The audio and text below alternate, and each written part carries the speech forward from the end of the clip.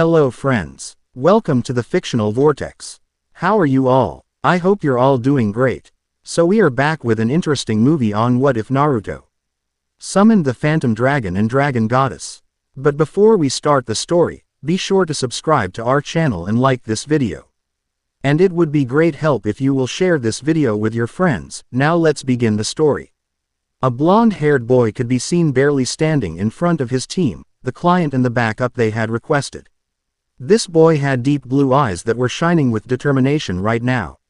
His tan skin was a little red, as he was covered in cuts and bruises. He had so much of his own blood on him, that the whisker marks on his face weren't even visible. His torn orange and blue jacket was barely hanging onto him. His black shirt was pretty much history as it was mainly gone. His orange pants were missing an entire leg, and his shoes were behind him. This boy is Uzumaki Naruto, Jinchuriki of the Kyuubi no Kitsune, and the absolute most hated person in his home village, at least by most of the village that is. Behind him trying to get his vision right was a black-haired, paled-skinned boy with red eyes. He was dressed in a high-collar blue shirt with a fan on the back. He had on white shorts and blue sandals. This boy is Uchiha Sasuke, Konoha's golden boy, and the boy almost every female was after. Standing next to him with a worried look on her face was a pink-haired, green-eyed, pale-skinned girl. I think she was dressed in a red dress with black shorts and black sandals. This girl is Haruno Sakura, a useless fangirl. A little behind her was a man trying to get air back into his lungs. This man had gravity-defying silver hair, one black eye and one red eye, a mask on his face, and fair skin. He was dressed in a green vest and a black shirt, with black pants and black sandals. This man is Hitaki Kakashi, famed elite jonin. Next to him with a look of fear was man with gray hair, black-rimmed glasses, black eyes, a little beard and the smell of alcohol on him. This man is Tazuna the client. Standing on the other side of him was a woman with long purple hair framing her face, pale skin and dark brown eyes. She was dressed in a black shirt, with dark gray armor over it. She had on matching black pants, and black sandals. In her hand was a sword that had blood already on it. This is Azuki Yugao, a Anbu and one of the 4 ice queens of the village. Standing in front of them the tiny tyrant known as Gato, within literal RMY of hired mercenaries and petty thugs. In front of this group staring at Naruto's group with disinterest was a tall man with tan skin. He was very muscular and looked to be in his early 20s. He had long dark brown hair and the edges of his mouth were stitched together. His eyes were weird as he had green irises, no pupils and red sclerae on his forehead was the traditional tacky headband, with the scratched out symbol. On his fingers were the brown nail polish a dark green ring with the kanji for north on his left middle finger. His entire body was covered with various stitches and looked sewn together. He had on a black vest and black pants. Behind him though a black cloak with red clouds could be seen. Standing behind him with an insane smirk on his face was a man with medium-length gray hair that was slicked back and distinctive purple eyes. He was wearing his cloak as it was open revealing his upper body and his slashed-out Yugakure headband and the strange amulet. He had on RK green nail polish and an orange ring on his left index finger which had the kanji for 3 on it. He had a triple-bladed scythe on his back and was smiling at them. These two were Hidan and Kakuzu and they were members of the still low-key criminal organization Akatsuki. Gato had paid them to finish what Zabuza couldn't. Kakuzu spotting Naruto blinked and said, "Hidan, it seems as we'll be collecting the Kyuubi Jinchuriki early." Hidan snorting asked, "Can I sacrifice the rest of them Jashin?" Kakuzu shrugging said, "Do what you please." Hidan smirked at this. Naruto blinked and Hidan was swinging his scythe at Yugao. Naruto knowing that she wouldn't be able to move in time, switched places with her and let Hidan slice his arm off. Naruto screamed as his blood spilled onto the bridge. Hidan illing and ignoring Kakuzu drew the Jashin circle on the ground and licked the blood off of the scythe. Everyone gained wide eyes when Hidan's skin turned black and white bone-like marks appeared.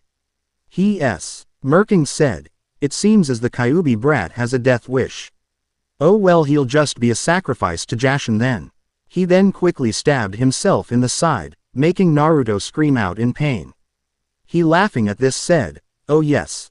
Jashin will enjoy this offering." He then stabbed himself in the arm, making Naruto cry out in pain.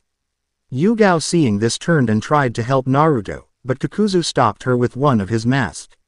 Kakashi getting his air back was about to go help Naruto, when said boy said, "Kakashi-sensei go help Yugao-san." Kakashi wanted to argue, but sighed knowing better. He jumped to help Yugao with Kakuzu. She spotting him asked, "Why aren't you helping Naruto-san?" Kakashi attacking the mask said, "Because he told me to help you." Yugao hearing this wanted to ask Kakashi why he tend but was forced to dodge an attack from one of the masks. Hidan taking great pleasure in stabbing himself and inflicting pain to Naruto suddenly scowled. The reason why? Well, he could feel that his link was breaking. He looking at the reason why, narrowed his eyes spotting the light in Naruto's eyes grow dim, but for some reason Naruto had a smirk on his face. Hidan wondering why suddenly gain. Ed wide eyes when Sasuke with a demon wind shuriken sliced off his head. This caused the curse to end, so Naruto fell to the ground. Naruto still with a smirk on his face said, "Sasuke tem go help Yugao-san and Kakashi-sensei. I'm already dead anyway." Sasuke wanted to say something but spotting the look in Naruto's eyes he did as he was asked. Sakura and Tazuna moving over to Naruto had worried looks on their faces. Naruto spotting Hidan's head screaming its lungs out as his body stumbled around looking for it said, "That guy isn't dead. Fuck me." The rest of the light in his eyes then dimmed. Sakura seeing this, put his head in her lap and shut his eyes. She closing her eyes said, "I'm so sorry Naruto-kun." She then kissed him in the middle of his forehead. Tazuna looking at Naruto couldn't help but be reminded of Kaiza, the man he was glad to call son who died protecting what he believed in. Naruto feeling something warm against him opened his eyes and blinked finding himself in someone's arms being gently rocked. He looking up to see who was rocking him blushed finding a gorgeous face belonging to a giant woman. The woman as if sensing his eyes looked down at him and smiled. His woman had long flowing rainbow-colored hair, that framed her face perfectly. Her eyes were a deep purple, and seemed to hold nothing but love. Her smile was like a million clouds in the shape of teeth. Naruto staring asked, "Excuse me but who are you and where am I?" The woman smiling said, "I am Rebecca Shepherd, but you may know me as Shinigami or Death." "Where are you?" "Well, you're in my palace at the edge of reality." Naruto hearing this gained wide eyes and quickly said, "I apologize Death-sama." "I will." She cut him off by placing a stick of Pocky in his mouth. She smiling at his face, as she had given him an extra sticky one said, "Hush child, as you have done nothing wrong. Allow me to explain just why you are here." She looking up at the ceiling said, "You were born 13 years ago on An. I'd where my foolish twin sister was taking a day off. Her not being there caused the darkness of the world to screw you over. You see, you were born to Namikaze Minato and Uzumaki Kushina, and as you know, the night you were born the Kyuubi attacked the village. What you don't know is that both of your parents survived that night but fled the village with the help of your godfather Jiraiya and Sarutobi. How is it that Minato survived the Reaper Death Seal? Well, it wasn't me that he summoned, but a corporal form of the darkness. Anyway, the plan was for Sarutobi to raise you and make you into the perfect little loyal Konoha shinobi. I'm sad to say it worked. You were the perfect and loyal Konoha shinobi. Once my sister got back in from her day off, she realized what happened and was furious. Her assistant who was supposed to be watching for anything. She instantly contacted me and informed me of what happened. I was understandable pissed, and only got more upset once I witnessed Sarutobi letting the mobs beat you up. On that day I came up with a plan to fix what was happening to you." She looking down at the scowling Naruto said, "My plan was to finally claim an heir and bless a mortal with my powers." Naruto hearing this felt his eyes widen. She chuckling said, "I needed another person to make it official, so I contacted an old friend of mine named Vegeta and informed him of what was happening. He being very upset gave me his DNA to help you with. Now let me tell you that Vegeta is a god, born from the permanent fusion of two Saiyan warriors named Vegeta and Goku." She smiling. At his face said, "As you have been sitting here I have been making you my child, adding a little of his DNA as possible, because trust me, you do not want to be a Saiyan. You have about 75% of my DNA. Already bonded to you with 10% being his. She, smiling at his confused look, said, he will only be your DNA giver. I will be your parent along with someone who has stated an interest in being your other parent. Naruto blinked when in came a woman with long curly gray hair, that seemed to shine with a supernatural light. Her skin was fair, and blemish-free. Her eyes were black orbs, her pupils shining red rubies. The strange thing was the 6 golden things on her side that extended all around her back. She was dressed in a red and dark gray kimono, that what looked like wings going up the back. Around her mouth were thick golden pincers. Rebecca, smiling, said, Naruto, I introduce to you the person who will be your other parent, and goddess in her own right, Harley White, otherwise known as Jira. China, the rebellious princess of the distorted dimension. Harley, looking him over, smiled at him, and Naruto blinked, spotting how many teeth the woman had. Rebecca, smiling, said, she has also given me a little of her DNA. And that is the last 15% of your DNA. Naruto, finally finishing the stick of Pocky, asked, does anyone in Konoha truly care for me? Rebecca, smiling gently at him, said, yes, Uruka-san, Ayame-san, Chuki-san. Konohamaru-san, Udon-san, Moegi-san, Anko-san, Yugao-san and Kakashi-san.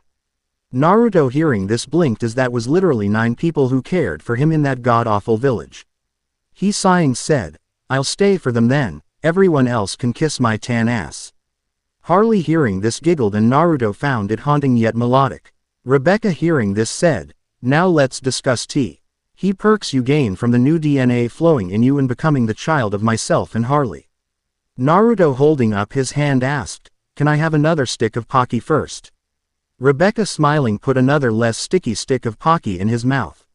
She, smiling at his content face, said, now as you have been told, I am death incarnate. You are still human and about to be alive again, thus you could become the mortal version of death incarnate. I have control over death, darkness, shadows, and fear. My theory is that you'll gain an affinity to all of these, and quite possibly gain an aura of death that commands respect to all around you. Gogeta really only controlled the apes and monkeys along with the energy known as ki. You will probably gain these, it's a 25% chance. Harley is what is known as a Pokemon. Created by what I guess you could call your grandmother Arceus. She is a dual type with the main type being Ghost. The secondary type is Dragon. She is what is known as a legendary and has can't roll over an entire dimension where things are distorted. She also has 2 forms when she's a Pokemon. She has her origin form, which is more snake-like, and altered form, which is more dragon-like. My guess is that you'll gain both the ghostly qualities and the draconic qualities. To be frank, you might even become a dragon yourself, so you will also gain her legendary qualities, like for instance Song. Ething, known as pressure, which when in the Pokemon world makes more attack power be used, but in your world it will most likely be like a stronger version of killing intent. Naruto blinked, hearing th is asked, what about the distortion thing? He blinked when Harley said, you will most likely gain it also, and could possibly even create your own distorted dimension. Naruto, hearing this, nodded. Rebecca said, now it's time to wake up Naru-chan and activate your powers. Save Yugao and Kakashi. Naruto, nodding, felt himself vanish from her comforting presence. Sakura, still with Naruto's head in her lap, was watching as Sasuke, Yugao and Kakashi tried to fight Hidan Kakuzu, but were starting to lose. She was about to go join the fray, when this intense and powerful pressure slammed down on all on the bridge. She, finding it hard to breathe, was wondering where this insane pressure was coming from. She then felt movement in her lap. She, blanching, slowly looked down at her lap. Her eyes widened, finding herself staring into silver-slitted eyes. Naruto, ignoring Sakura looking at him like she had seen a ghost, slowly moved his head from her lap. He, standing to his feet, dusted himself off with his one arm. He, walking forward, passed by the blood he had spilled earlier. He was still releasing his pressure, so all eyes were now on him. Naruto, with his eyes, could see the many spirits haunting the bridge and people on the bridge. He, walking up to Zabuza's sword, looked at it and could see the spirits gleaming on the edge of its blade. He then, turning to Haku's body, searched for her spirit. Finding it looking at him with wide eyes, he asked, Haku-chan, do you still believe in what you told me in the forest that time? Haku, blinking, didn't think he could hear her as she said, yes, Naruto-kun. You can only grow truly strong protecting what is precious to you. Naruto, hearing her answer, closed his eyes and said, "Thank you for answering me, Haku-chan." He then, opening his eyes again, let loose a loud scream of rage. Everyone gained wide eyes when the bridge started to literally shake from his scream. Everyone could then feel the massive build-up chakra coming from him. He, roaring, forced a new arm to grow, shocking everyone including Hidan. Naruto, looking at his new arm, could see that the skin was darker than the rest of his body, and the hands were clawed. He, looking at said claws, could see that they were plain. He, shaking his head, turned to Hidan and Kakuzu. He, glaring Hidan dead in the eyes, said, "I have a score to settle with you, fucker, but first allow me to get comfortable." He then roared again, this time shaking not only the bridge, but all of Wave. Yugao, trying to keep her footing, asked, "What the hell is going on?" Kakashi, holding on to the railing, said, "I have no clue." Hidan, stumbling, asked, "How in the 9 rings of hell is that fucking shithead still motherfucking alive when I offered his ass to Jashin?" Kakuzu, stumbling, also said, "I don't know." Gato, who was getting sick, was wondering how the blonde brat was alive again. Sasuke, nearly falling off the side of the bridge, asked, "What the hell is he doing?" Sakura, who was hanging onto a tree for dear life as the wind coming from Naruto was trying to blow her away, screamed, "Naruto baka." Tazuna, with his nails digging into the bridge, was screaming, "Somebody fucking save me." Naruto, feeling lightning coiling around him, felt his body starting to change. First thing to happen was for him to shoot up in height, going from 4.8 feet tall to 6.3 feet tall. He felt his hair grow and extend all the way to the middle of his back. It changed from blonde to charcoal gray, and most of it spiked out. He, feeling bumpy ridges appearing around his eyes, didn't do a thing. His body then went from skinny and weak to looking like Kakuzu's, but with more muscle. He felt claws grow on his other hand. 6 thick yellow spikes appeared on his arms, starting just above his elbows and ending just below his shoulders. Thick claws appeared on his feet as they arched up slightly. A thick dragon tail then burst from just above his ass. Said tail was red with black stripes. Finally, 6 thick black wings burst from his back, each wing tipped off with thick yellow spikes. Naruto, ending his roaring, vanished and reappeared with Tazuna, who had been blown into the air by the wind he had been putting out. He, setting the M and down, looked to him and said, "I apologize, Tazuna-san." Tazuna, catching his breath, said, "No problem, brat, just next time warn a fellow." Naruto, hearing this, laughed and allowed his now large canine teeth to be seen. He then, setting his eyes on Hidan, who was looking at him with hate, smirked and vanished. The next thing anyone knew, Hidan was launched through 6 trees. Naruto, appearing where Hidan had been standing, had this downright terrifying smirk on his face. Kakuzu, punching him, gained wide eyes when his fist went through Naruto. He said, "Afterimage." He, hearing Naruto snort, gained wide eyes when Naruto said, "No, intangible." Kakuzu was then slapped by Naruto's tail. Naruto, then dodging a wild swing from a pissed-off Hidan, grabbed the scythe as it sailed by him and pulled Hidan to him. Hidan, with wide eyes, felt his entire body whiplash when his body collided with Naruto's fist. Naruto, smirking as Hidan became putting on his fist, turned intangible as one of Kakuzu's mask tried to hit him. Instead, Hidan was hit and regained his senses. He, trying to pick up his scythe, was kicked by Naruto, actually sending his head flying. Naruto, picking up the scythe, tossed it at Kakuzu, who couldn't even dodge it as it was literally in his shoulder within minutes. Naruto, yanking the chain, made a small cut on his arm with one of his claws.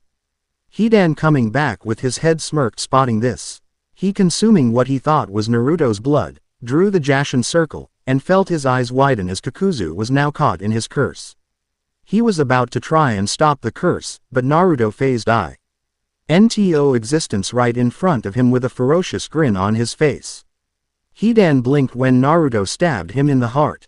Kakuzu screamed in agony as one of his mask died. Naruto, turning to see this, smirked and stabbed Hidan in the heart again. Another of his mask died. Naruto stabbed Hidan again and a third mask died. Kakuzu, who was now sweating, was thinking, what the hell is happening? How did he enter Hidan's circle without breaking it? Naruto, stabbing Hidan again, watched as the fourth and final mask died. Naruto then stabbed Hidan one last time and Kakuzu screamed as he had just been stabbed in the heart. Naruto, watching as he died, vanished just as Hidan was about to stab him. Appearing with Hidan's scythe in his hand, he said, "You think yourself to be immortal because of some low-life demon has you in his religion." Naruto, letting out his aura of death, chuckled and said, "I will prove you wrong, little fool." Naruto, tossing the scythe into the air, spun it around in a circle, while holding onto the chain. Once a tornado was formed, slammed said tornado down on Hidan, who was ripped to pieces. When the wind cleared, Hidan's body was laying everywhere. Naruto, walking over to Hidan, cut Hidan's cheek with his own scythe. Putting said blood in Hidan's mouth, drew the Jashin circle. Hidan felt his eyes widen as he was now a victim of his own curse. Naruto, chuckling, said, "I hope you had fun in life because now you die." Naruto then stabbed Hidan in the heart, and Hidan started to shake and tremble, before he became still. Naruto, seeing this, turned his eyes to Gato and his thugs. Loosing his smirk, closed his eyes. Walking towards the army, said, "I hope all of you said your prayers." Then opening his eyes to reveal red slitted sclerae. The bumps on his faces transformed into spikes. Licking his lips, let loose a screech that made something shatter. Everyone blinked and gained wide eyes, finding themselves in a place that looked like the bridge, but with water floating. And nothing under the bridge. Hell, looking over the side of the bridge, Kakashi couldn't see nothing, for at least 20 miles down. Gulping, felt his eyes widen, spotting Naruto floating with 6 arms instead of 6 wings. Now only had 2 wings and they were red now. Naruto, smirking at the terrified faces of the mercenaries and Gato, said, "Welcome to my dimension. Here I am king and my rules apply." Then floating down, licked his lips and said, "This will be your new home, Gato. Along with your mercenaries and petty thugs." Naruto, floating over to one of said thugs who was itting his pants, stuck his entire hand into the man. Pulling something brown out, smirked and said he smirked at Gato's wide eyes. Naruto, vanishing, appeared holding a bunch of brown orbs and said, "I have just done the same for the rest of your little group, all except for you, Gato." Then smirking with malicious intent said, "I say you have about 5 minutes before they smell the pseudo-female scent you have coming from you and make you their little bitch." Smirking at the snow-white Gato said, "Did I forget to mention that in my dimension males can get pregnant and give birth to children?" This made Gato drop to his knees and beg, "Please don't do this to me. I'll give you anything you want. Money, drugs, weapons, men, women, kids, slaves, please don't do this to me." Naruto, looking down at Gato with pure hatred in his eyes, said, "You can't beg and bribe your way out of this one, scum. You tried to kill 2 of the 9 people who actually give a damn about me in the village hidden in the leaves. That means you must suffer." Then tilting his head to the side, ignoring Yugao's inner squeal at how cute he looked doing that, asked, "Besides, didn't the many women you violated and killed beg you not to violate them? Didn't that mother of 3 beg you not to fucking rape her in front of her children? Didn't that 13-year-old girl beg you not to rape her, and after you did so, did she not beg you not to let your men rape her?" Gato, with visible fear in his eyes, said, "Please, I can change." Naruto, titling his head, floated Yugao, Tazuna, Kakashi, Sakura and Sasuke up to his level. Turning to look Yugao, Tazuna and Kakashi in the eyes, asked, "What do you think, Yu-chan, Kaka-sensei, Tazuna-san?" Tazuna, glaring at Gato, said, "He will never change. That little piece of shit would rap and kill Tsunami-chan if he had the fucking chance." Then spat on Gato. Kakashi, looking at Gato with contempt, said, "He deserves to suffer for the rest of his life for what he did, and for almost getting me killed. Not to mention actually managing to get you killed." Gato, hearing this, started to cry as he turned to Yugao. Yugao, looking at Naruto and wondering why he was calling her Yu-chan, sigh. He deserves to feel the pain his victims felt, and 1,000 times that. Let him rot here. Naruto, hearing this, turned to the crying Gato and said, "A jury of your peers have voted and you are going to be here for eternity." Naruto, cackling, said, "I do hope you're a masochist." Naruto, laughing, snapped his fingers and everyone watched as the bridge was connected to a dirt road, and a small boat appeared floating in the air. Gato blinked when his clothes were replaced by a skirt, and his shirt was removed. He gained wide eyes when he felt his junk be forced into a small thong, a women's small thong at that. Appearing on his waist was a short dagger. He looking up at Naruto wondering what was going on. Naruto laughing said, I'm a sporting person, so I'm allowing you to access every part of my distorted world and giving you a weapon to fight them off with. Your clothing is so you aren't as restricted. Naruto looking at the thugs and mercenaries said, you'd better get going Gato-chan, or else you're going to be in a world of pain. Quote, Gato hearing this quickly jumped into the boat and took off.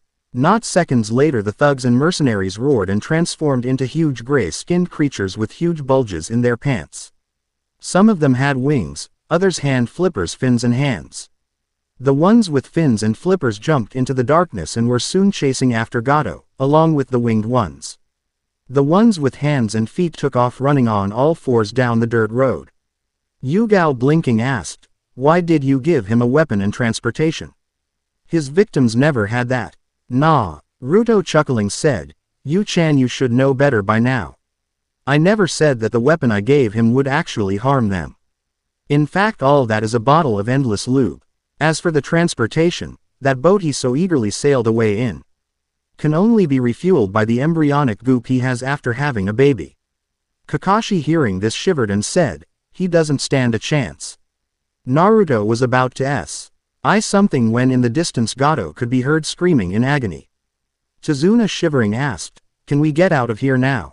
Naruto blinked and let out a screech. Once again the sound of something shattering could be heard. Everyone blinked and they were once again on the bridge, all of them standing on solid ground.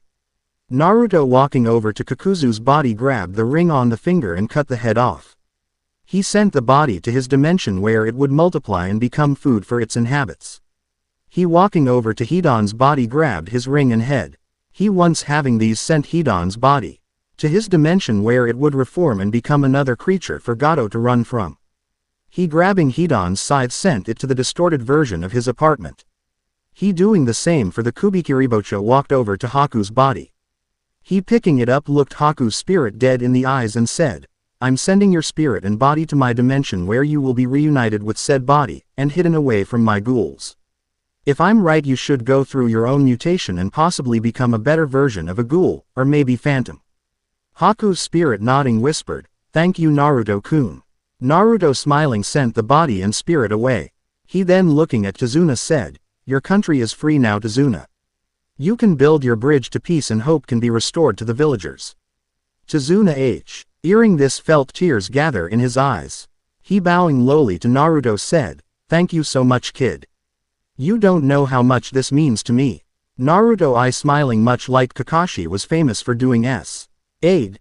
No problem Tazuna-san, I was just doing my job. He then yawning asked, can we go to your home now? I'm beat and could use some shut-eye. Tazuna hearing this nodded and said, follow me kid. Tonight you sleep like a king. The master bedroom I was sleeping in is now yours. Naruto yawning rubbed his eyes and said, sleeping in general sounds heavenly. He then followed Tazuna who was practically dancing in glee. Yugao turning to Kakashi asked, you heard him call me Yu-chan right? Kakashi smiling said, I have not a clue what you're talking about Yugao.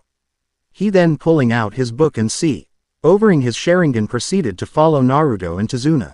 Yugao turning to Sakura asked, you heard him call me Yu-chan right? Sakura snorting stomped ahead and said, Sasuke-kun should be sleeping like a king not the baka. Yugao ignoring her turned to Sasuke and asked, you heard him call me Yu-chan right? Sasuke scowling said, HN. He then walked behind Sakura. Yugao sighing asked, why is he calling me Yu-chan? She then ran behind the group, not wanting to be left behind. No one even noticed a pair of yellow eyes hiding in what looked like a Venus flytrap vanish, or the Kumo scout running towards his home village. The next day Naruto would wake up and stretch out the kinks in his body. He getting out of the bed. He feeling his wings blinked and wondered what he was going to do with them. He blinked when they vanished. Shaking his head he finally realized that he wasn't wearing much. Hell, he had on a pair of boxers that could tear at any moment. He blinked when a set of clothes appeared on the dresser. He picking them up blinked spotting a pair of black jeans with stitched up knees. The string was red. He could see a dark gray hoodie with the kanji for Phantom Dragon in gold. He shrugging blinked spotting the black armbands that like his pants were sewn together with golden strings. He putting his new outfit out, could only smile as it felt wonderful. He putting the hood over his head, smirked as he became intangible. He lowering the hood blinked looking for shoes. He not finding any shrugged and walked out of the bedroom. He passing by the room Sakura and Yugao were. Sharing could tell that Sakura was still sleeping, like she had actually did something yesterday.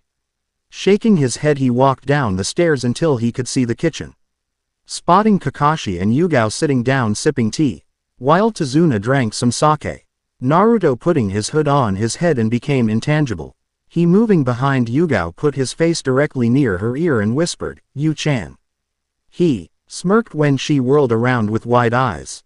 He twirling a lock of her hair whispered, "Yu-chan. Tell me you like me."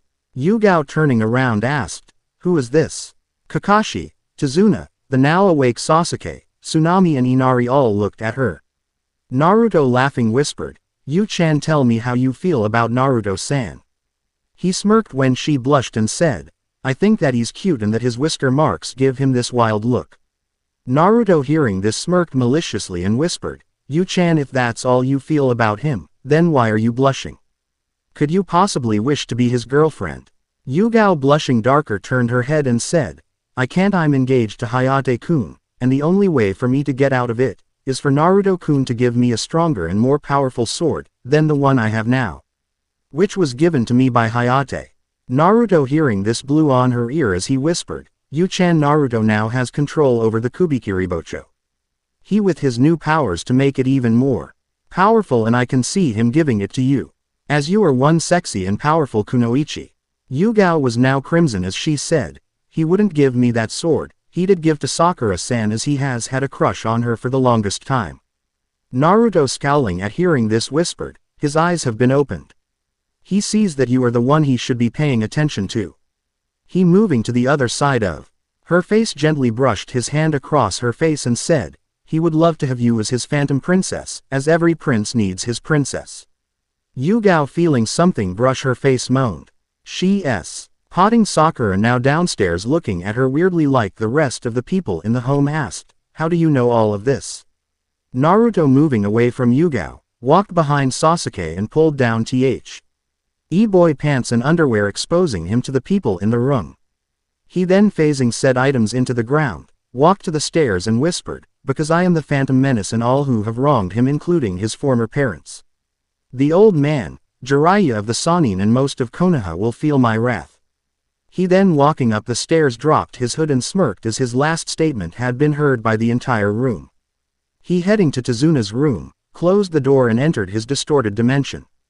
He summoning the Kubikiribocho to him, tapped into the powers he gained from Harley. Hawking his head could feel the scales appearing on his body. He biting down on the sword, smirked as it screamed in bliss. He watched as the blade slowly transformed into scales. He moving his mouth smirked as this was the first of his many upgrades. He knew that it was going to take a while, so he had created a clone to appear in the real world. The clone looked exactly like him, even had his new spikes. He looking at the sword, touched his wings to it and watched as it became transparent, and then became pitch black. He biting his hand let some of his blood flow on the blade. He watched as Chi gained thick yellow spikes on the edge of it. He then channeling the power of Rebecca touched the blade and it exploded with power. It was now floating of its own power. Naruto smirking bit the blade once again, this time channeling the Kyuubi's demonic chakra into the sword. His eyes witnessed it gain even more power and runes appeared on the edge of the blade. He also watched as a demonic silver eye appeared in the hole. He smirked as the weapon was now a being of pure destruction.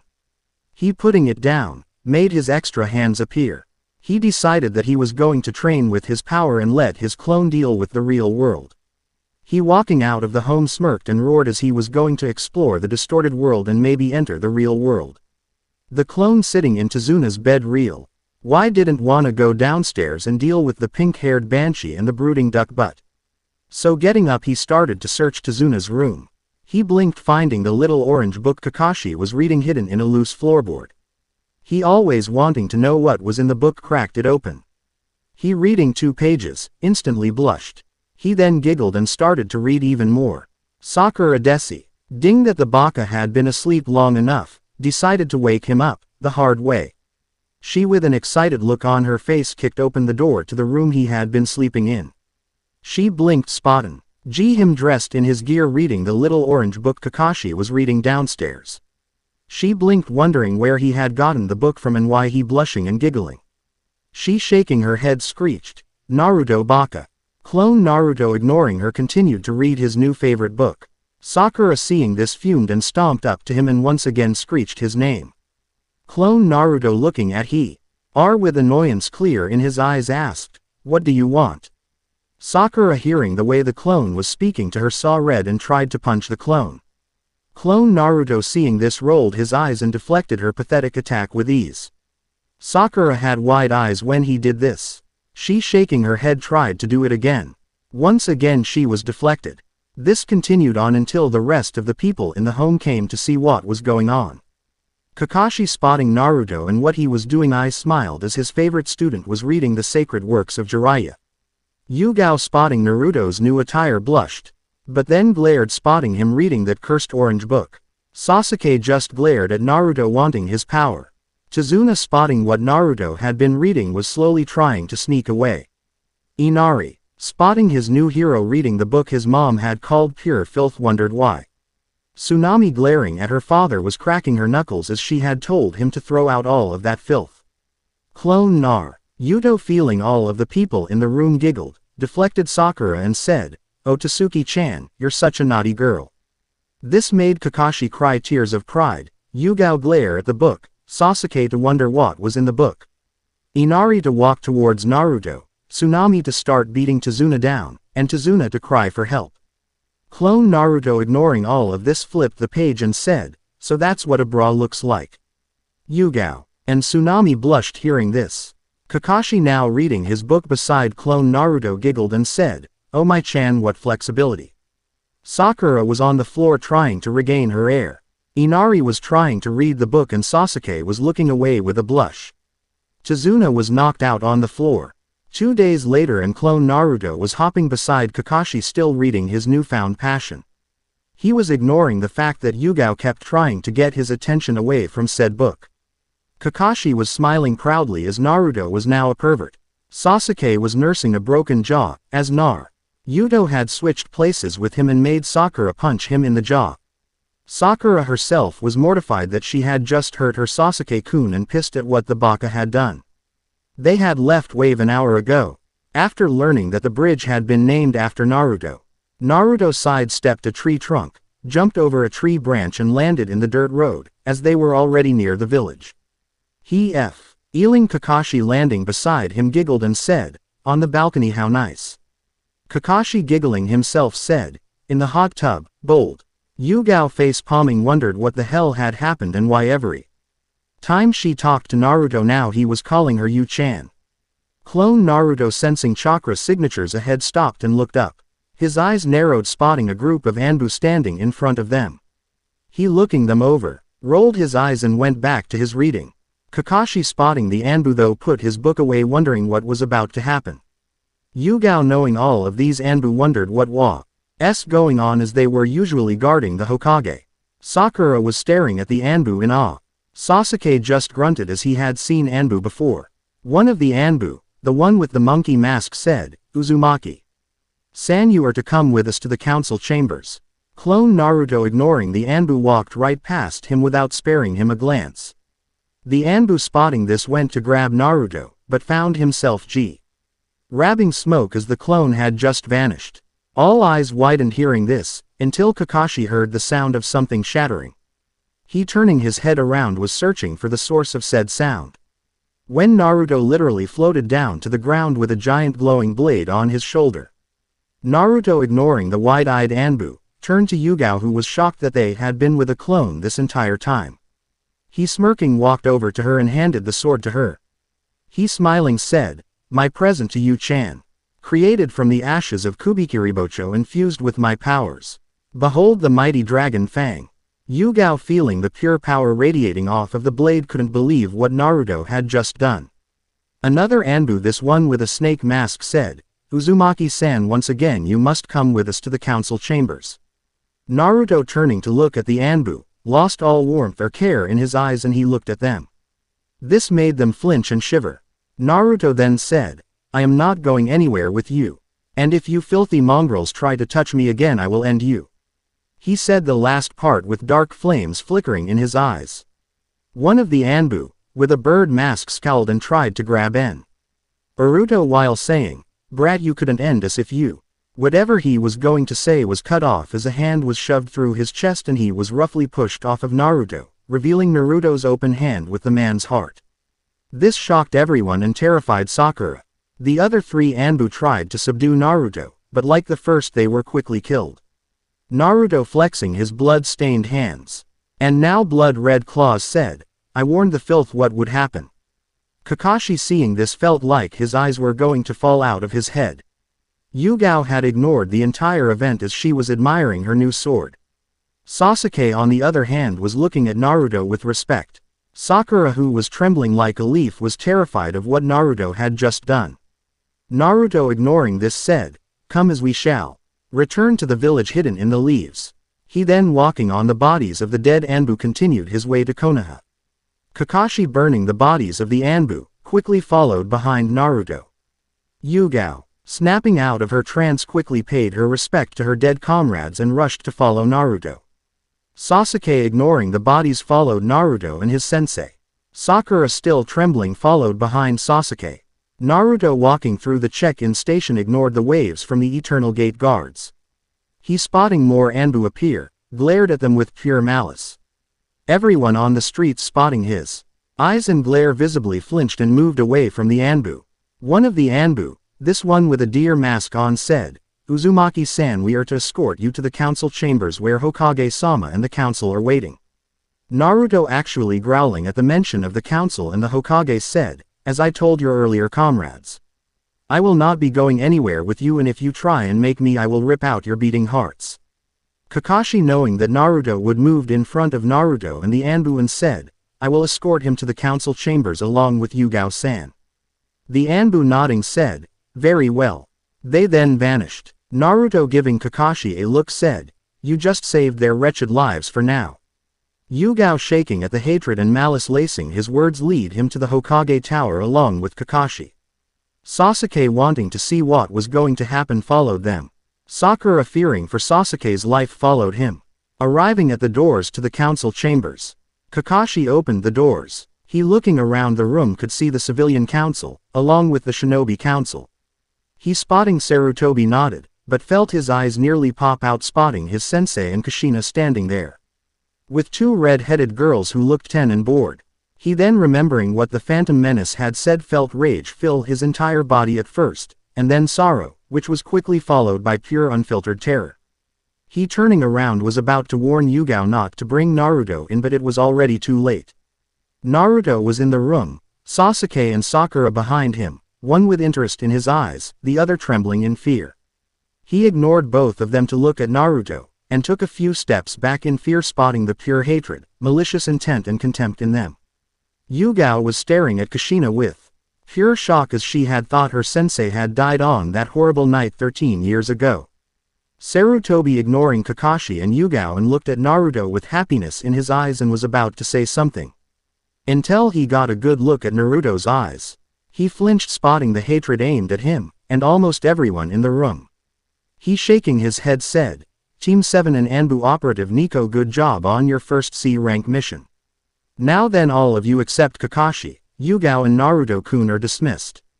Sasuke, hearing this, was about to scowl when Naruto said, Uchiha Sasuke isn't going anywhere, you sniveling piece of shit. Everyone gained wide eyes hearing Naruto say this. Naruto, turning to look at Sasuke, snapped his fingers and Sasuke blinked, finding himself sitting in a very comfy floating chair. Naruto's cold eyes landing on Sakura, said, The useless one may go though.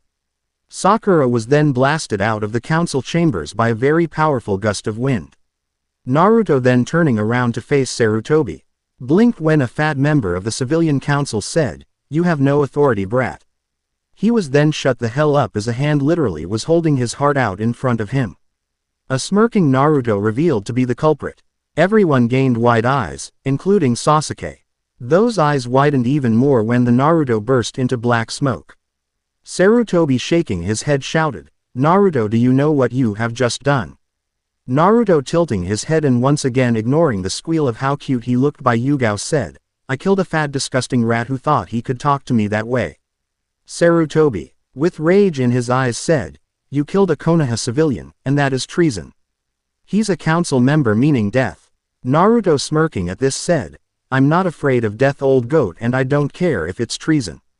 Everyone blinked at how he addressed Sarutobi. Hiyashi Hyuga asked, Uzumaki why don't you fear death? Naruto chuckling said, because I'm already dead you fucking fools. Everyone including Yugao and Kakashi gained wide eyes hearing this. Naruto smirking said, I died 2 days ago when a fucking idiot who worshipped Jashin attacked me. He then tilting his head at their horrified faces said, guess what you dumb shits. Death isn't that bad, hell I'd say she was fucking gorgeous. He smirking at the confused looks said, that's right I met death and know what? She fucking rocked me in her arms like I was a baby. He closing his eyes and sighing in peace said, it was so warm, so comfortable. It was peaceful, like the calm before the storm. He then opening his eyes glared hatred filled eyes at Sarutobi and said, she informed me of a few things you old power-hungry fool. He smiling with malicious intent said, she informed me of who my parents were, the fact that they were still alive. The fact that you were trying to mold me into your perfect little Konoha ninja. She even informed me of just how many people in this fucking village truly cared for me. He letting his press your come out along with his killing intent said, 9 motherfucking people in this entire village truly care for me. He pointing in the direction of Kakashi and Yugao said, 2 of said people are in this very room as we speak. He laughing said, then she did something that allowed me to break the chains this village had wrapped so tightly around me. He turning to Yugao asked softly, do you wish to know what she did Yu-chan? Yugao blushing at the nickname said, yes I do. He smiling at her said, she rewrote my very DNA transforming me into her child in the air of death. Not all of my DNA is hers though. No, about 10% of it is from a god from another dimension named Gogeta, and the last 15% comes from the person who is my other parent. Funny thing is that she's a fucking princess. He then smirking at the pale faces of the people listening and the curious eyes of Sasuke said, she rules an entire dimension. She's a creature called a Pokemon and a legendary one at that. She's a dual type as she is half ghost and half dragon. Kakashi hearing this blinked and said, that would explain how you can phase through things. Naruto smirking said, that's only the tip of the planet-shaped iceberg Kaka-sensei. He then turning to glare at Sarutobi said, I no longer care for this village or most of the people who live in it. Those 9 people are the only ones I care about, and the only reason I don't leave this disgusting village. He glaring at the people in the room said, that reminds me. You people had better start treating Mitarashi Anko with the respect she deserves of all kill not only you, but your entire family, and the family of anyone who married into your family. He showing his teeth said, I won't stop there. I'll kill entire clans of the person who treats her wrong. He then allowing his 6 black wings to appear said, I can do it too as I am the phantom dragon and still have the power of the 9-tailed fox to use. Every single person in the room blanched. Naruto seeing this lost all emotions on his face and said, now that I've let you know this, I'm leaving. You can talk to Yu-chan and Kaka-sensei about the mission, and Sasuke will gladly help you as he can't move from that chair until he does. Naruto then screeched and vanished, shocking everyone in the room.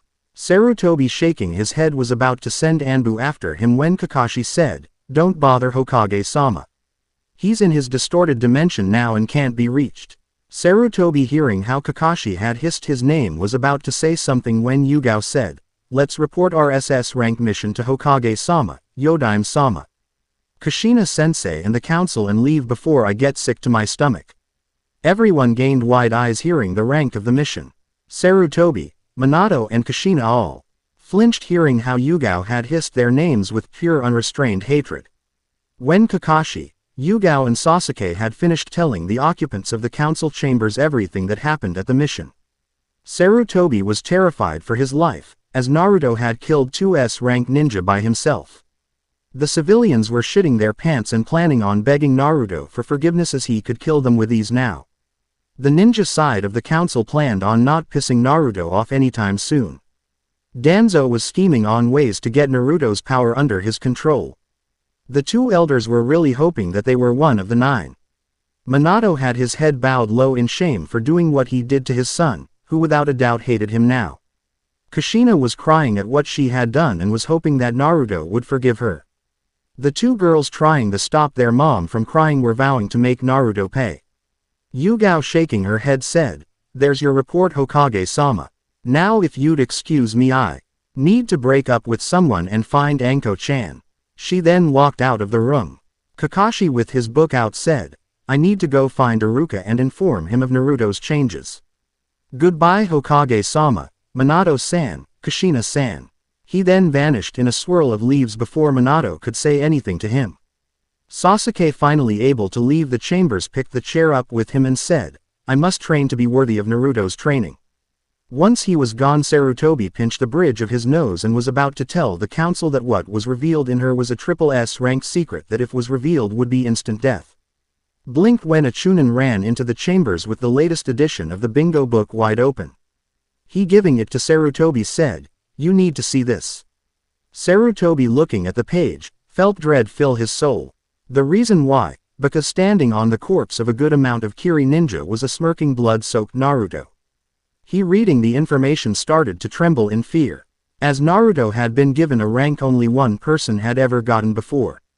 He had been given the quintuple S rank, which only Uchiha Madara had been given. Naruto's nickname was the Phantom Menace, and Phantom Dragon. He, reading all of the facts stated for Naruto, shit himself reading that Naruto was ruthless during battle and would torture his victims before ending them painfully. It was even said Naruto had ripped the intestines out of a man and proceeded to hang the man with said internal organs. He, shaking badly, looked at the next page, already knowing what to expect. Sure enough, on the next page with dark purple flames shooting out of his mouth was an image of Naruto.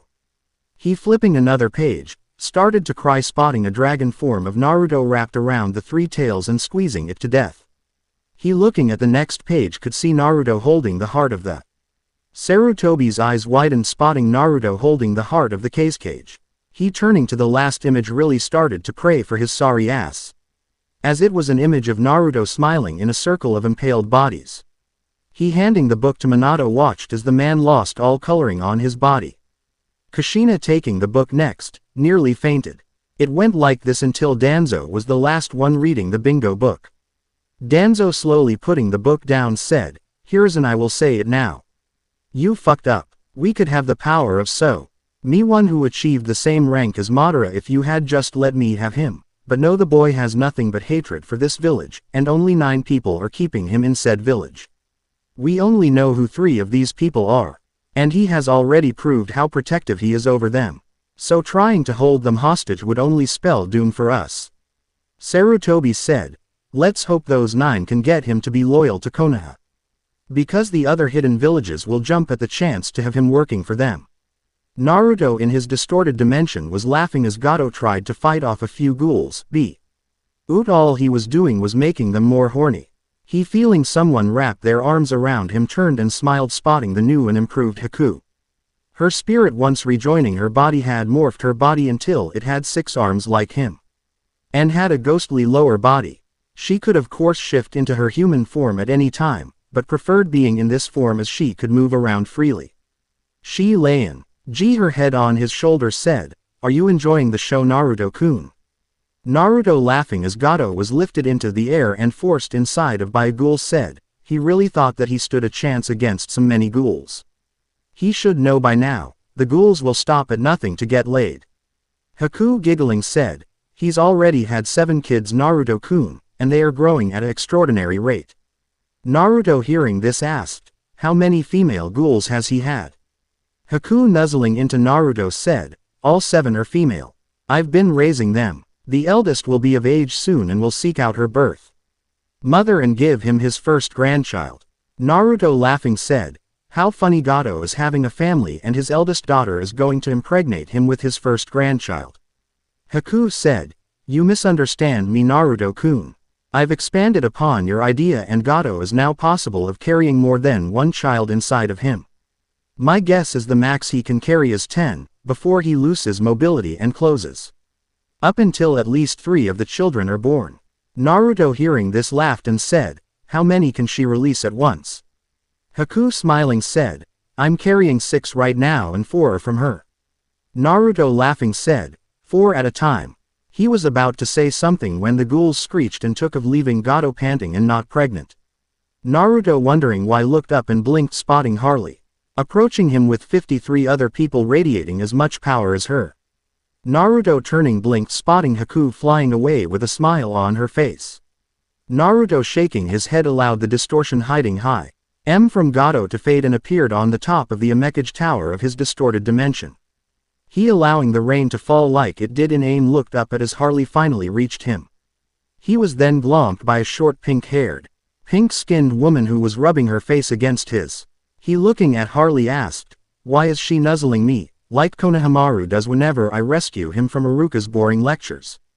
Harley giggling said, she's your Aunt Mew. Naruto hearing this looked down at Mew who looked up at him with her large blue eyes. His eyes then got a good look at her and could see that she was practically a pixie at how small she was. He was then glomped by someone else. He looking at his other side blinked spotting light green hair and skin. He looking down blinked spotting another pair of blue eyes staring up at him. This woman was a pixie, because she was just as small as Mew. Harley giggling said, the green one is Celebi and she's the guardian of the forest and a time user. Naruto hearing this nodded and asked, the rest of them? Harley smiling turned to the eldest looking woman who was looking at his dimension with wonder and said, this is your grandmother Arceus or Kami. She pointing to the woman with gray horns glaring at a woman with a pinkish white mohawk said, these are 2 of your eldest aunts. Palkia and Dialga, they control time and space. She turning to point at 3 women who were whispering to each other said, these are Yuxi, Mesprit and Azulf. They represent emotions, knowledge and free spirit.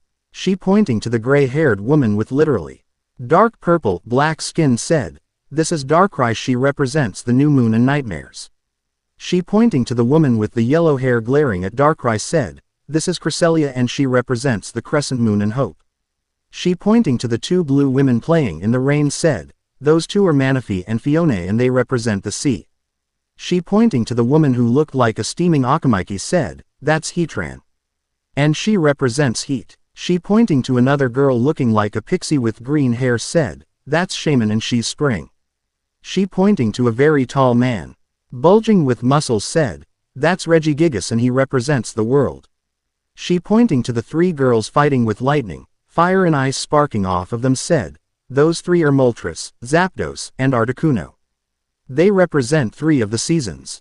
She pointing to the taller and darker version of Mew said, that's your Aunt Mewtwo and she represents pure power. She pointing to the 2 men and woman arguing said, they are Raikou, Entei and Suicune. They represent legends and rebirth. Pointing to the silver-haired extremely busty woman said, that's Lugia and she is the guardian of the sea. She pointing to the rainbow-haired extremely busty woman said, that's Ho-Oh and she's fire. She pointing to 3 men looking like Regigigas said, they are Regice, Registeel, and Regirock. She pointing to the brother and sister laughing and playing said, Latios and Latias, Speed and Eons. She pointing to the deep blue-haired, gray-skinned, busty woman said, Kyogre and Titan of the Oceans. She pointing at the red-haired man glaring at Kyogre said, Groudon and Titan of the Land. She pointing to the tall green-haired woman looking at both Kyogre and Groudon with deadpan eyes said, Rayquaza and Titan of the Skies. She pointing to the red man who was glaring at Rayquaza said, that's Deoxys and he represents a virus and DNA. She pointing to the sleeping man with the yellow hair shaped like a star said, Jirachi and he represents wishes and the stars. She pointing to the pixie-like girl with red hair in the shape of a versus said, Victini and she represents victory. She pointing to the 3 males smiling at a woman with orange hair and a blue horn said, Cobalion, Terrakion, Virizion, and Keldeo. Keldeo represents justice. She pointing to the girl dancing in the rain said, Meloda and she's music. She pointing to the 3 curvy women nodding their heads said, they are Tornadus, Thundurus, and Landorus. They are the represent of Raijin, Fusion and Inari. She pointing to the tall white-haired woman said, Reshiram and she's Yin. Pointing to the tall busty black-haired woman who was scowling said, Zekrom and she's young. She then pointing at the short teal-haired woman with yellow eyes said, Kiram and she represents the lack of both yin and yang. She pointing at the purple-haired man with a blank look on his face said, that's Genesect who represents technology and ancient power. She pointing at the horned blue-skinned man said, he's Xerneas and he's new life. She pointing at the black-haired woman glaring at everything said, she's Avedal and she represents death. She pointing at the bored green and black-haired man with his eyes closed said, that's Zygarde and he represent order. She pointing to the pink crystal-haired woman said, that's Diancie and she represents royalty. She pointing at the man with the purple hair and golden hoops said, that is your Uncle Hoopa who is Aegean. He represents mischief. She pointing at the man with red and blue hair Aid. He's Volcanion and he represents steam. Naruto hearing this blinked and said, I have 18 uncles and 34 aunts. He then shaking his head said, this family is totally ruled by the women.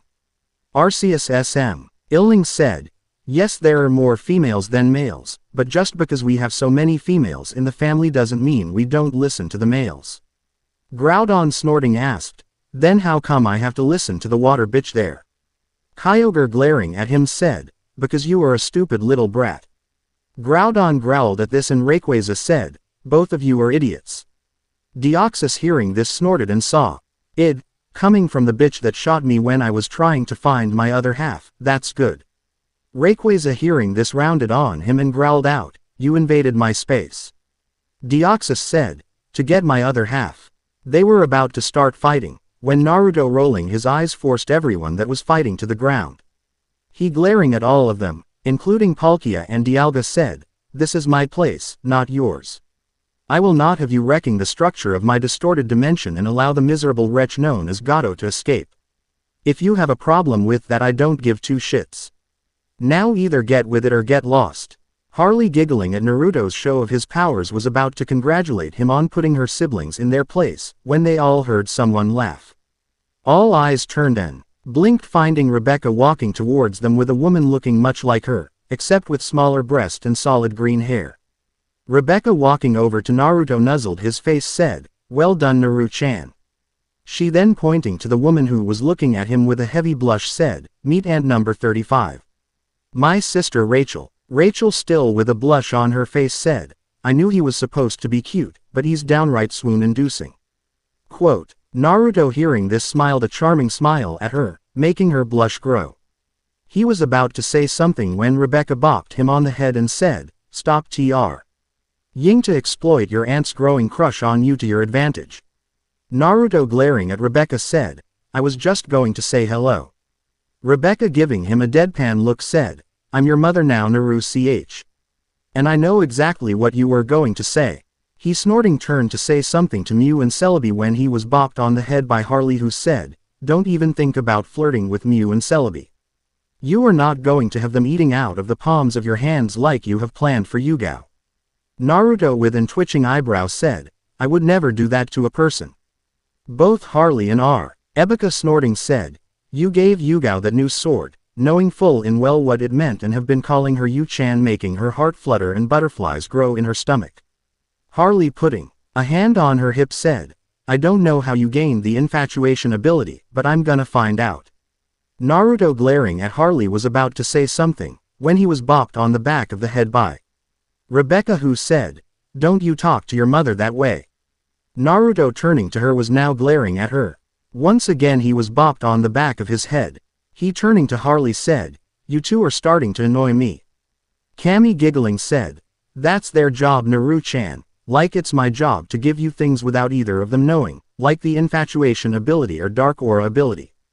Harley hearing, this said, Mom you shouldn't give him the dark aura ability it'll only make his attacks more powerful as they all involve the dark type.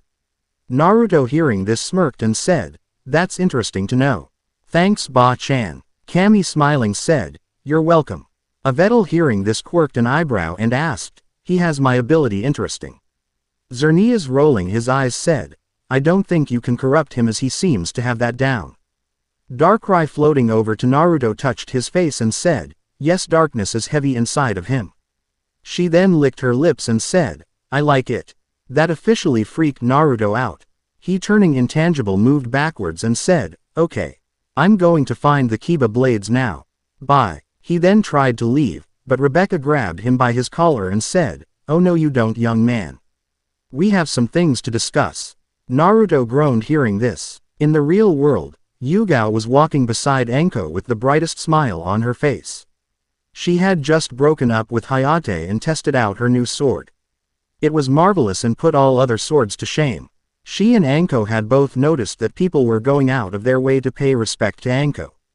Hell, one man who had Alter a snake whore 2 days ago had brought her a bunch of flowers and apologized.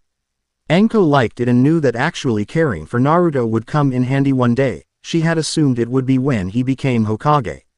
But becoming a quintuple S rank ninja was just as good.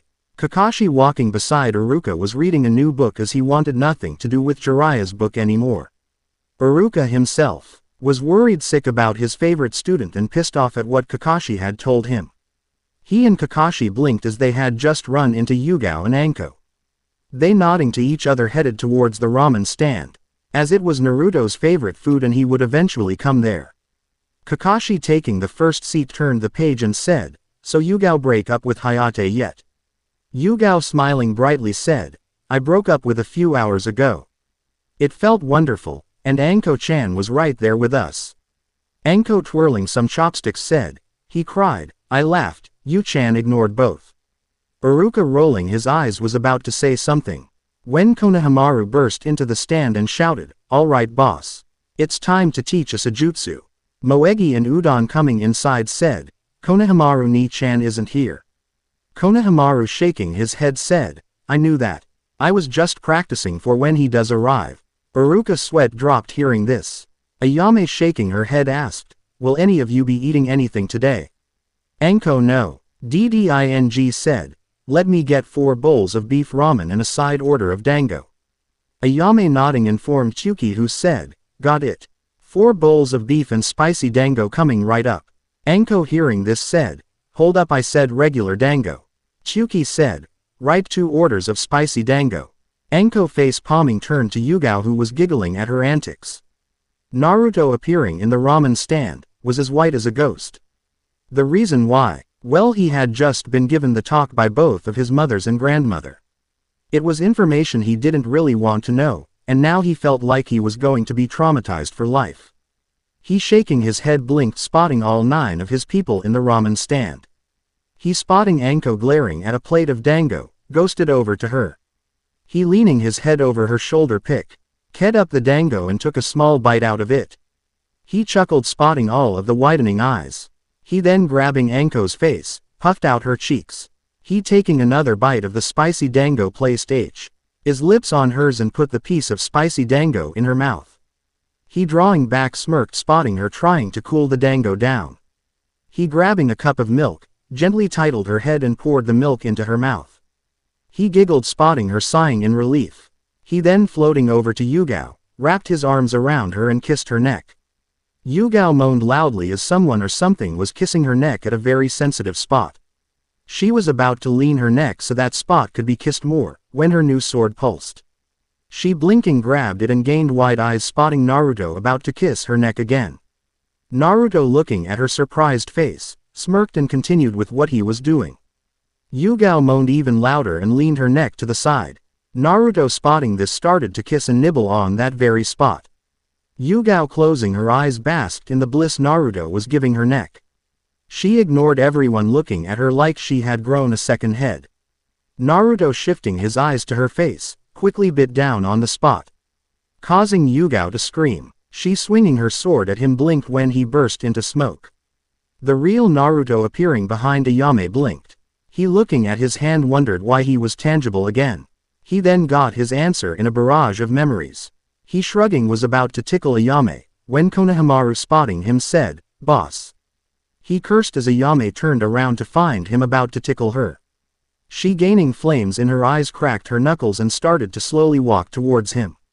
Naruto having seen this before was about to turn intangible, when Yugao appeared with her new sword ready to help Ayame. His eyes widened when Ayame picked up one of the frying pans. He deciding that leaving was his best option at not getting beat down, switched places with Iruka. And quickly walked out of the ramen stand. Yugao spotting this quickly moved out of the ramen stand ready to chase him down. Ayame coming out of the stand seconds later was also ready. What made Matt RS worse was when Anko came out with an angry look on her face.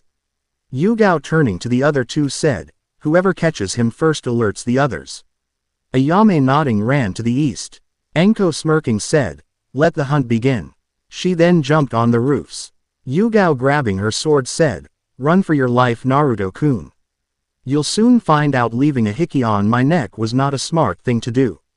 She then vanished in a flurry of leaves. Kakashi shaking his head said, "I pity my student, because once those three find him he's finished." Iruka shaking his head and eating the spicy dango said, "It's his own fault." Chuki in the front said, "He knew better than to try and tickle Ayame." Konohamaru with stars in his eyes said, "Yosh. We must find boss first, and then he'll teach us a cool jutsu." He then dashed out of the ramen stand, followed by Moegi and Udon. Kakashi with a sweat drop said, "That kid is gonna get himself killed." Iruka standing up said, "I can't allow his foolish antics to get him killed." Kakashi shaking his head and paying said, "I'll go with you. Who knows, we might get lucky and find Naruto first." The two of them walked out of the ramen stand. Naruto appearing in the seat Kakashi had just been in said, "God bless the shadow clone jutsu." He smiling at the blinking Chuki said, "Alright old man, let me get 16 bowls of spicy ramen and 4 orders of spicy dango, add habanero pepe. RS to the ramen and drizzle jalapeno extract on the dango." Chuki blinking shook his head and got to work. Naruto smiling said, "Also this entire meal is on Kakashi-sensei." Chuki hearing this chuckled, as this was without a doubt Naruto. Kakashi across the village suddenly stopped and got a bad feeling in the pit of his stomach. Iruka feeling it too said, "One or both of us is about to be out of money real soon." Kakashi nodding asked, "Yes, but why does it feel like it's gonna be not of our own free will?"